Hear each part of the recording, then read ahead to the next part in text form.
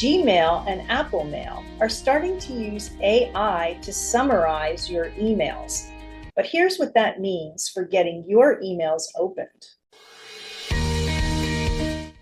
Welcome to the Get Digital Marketing Results podcast, where you get clear, actionable strategies to turn your random acts of marketing into reliable revenue. Hi, I'm Bob Clark.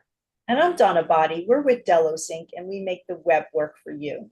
In today's episode, we're talking about changes coming to email, specifically how Gmail and Apple Mail are using AI to summarize your emails for the reader.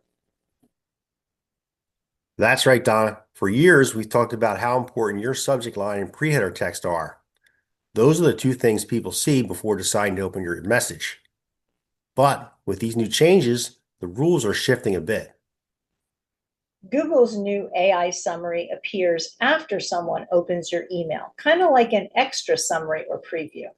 But Apple's version actually replaces your pre-header text. That means even if you've carefully written a strong pre-header, your reader might never see it. So what does that mean for small businesses trying to get people to open and read their emails? It means the beginning of your email content, the very first lines, just got a lot more important. That's right. Both Gmail and Apple are using those first few sentences to create AI summaries. So if your message starts slow or with something generic, it might not grab attention. So here are your action steps for this week. Look at the first few lines of your recent emails. Do they get to the point and provide value?